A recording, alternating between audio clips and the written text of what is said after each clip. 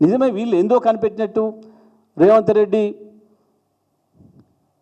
CBI కంటే మించి, FBI కంటే, రా కంటే, కేజీబీ కంటే, మొస్సాద్ కంటే మించి ఏదో ఏడాది కాలం వెతికి పట్టుకుంటే ఇవాళ రాత్రి పొద్దున దొరికిందని చెప్పబడిన ఆ గ్రీన్కో ఎలక్ట్రల్ బాండ్స్ విషయం, దానికి ఏం సంబంధం? ఏం లేదు. దీంట్లో సాపుగా ఉన్నట్టుగా చెప్తా ఉన్నా. పొదువుగా మళ్ళీ టీవీలలో చర్చలు అవుతాయి. ఇవాళ కేటీఆర్ గారు ఏదైతే వాళ్ళు ఊహించిన పద్ధతుల్లో ఆయన తప్పించుకోకుండా ఇంట్లో కార్యం ఉన్నప్పటికీ విషయం కోర్టులో ఉందని దాని ద్వారా పోకుండా ఉండే అవకాశం ఉన్నప్పటికీ తన నిజాయితీ నిరూపించుకోవడం కొరకు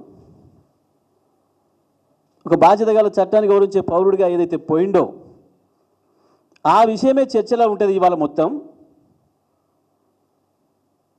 మా పరువు పోతుంది అని చెప్పి సాయంత్రం చర్చలలోకి ఈ విషయాన్ని తేవడం కొరకు మాత్రమే చేసిన చిల్లర ప్రయత్నం ఇది. ఇక సాయంత్రం టీవీలో డిబేట్లలో దీని మీద మాట్లాడాలి అందరూ. ఈ డైవర్షన్ పాలిటిక్స్ కాపాడలేవు రేవంత్. నిన్ను ప్రజల జ్ఞాపక శక్తి తక్కువ అని నువ్వు అనుకుంటున్నావు, కానీ ప్రజల జ్ఞాపక శక్తి చాలా ఎక్కువే.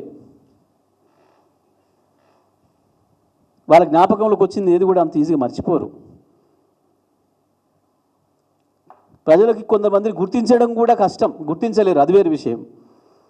ఎందుకంటే పాపం నిన్న మొన్న కూడా మళ్ళీ జరుగుతున్నాయి.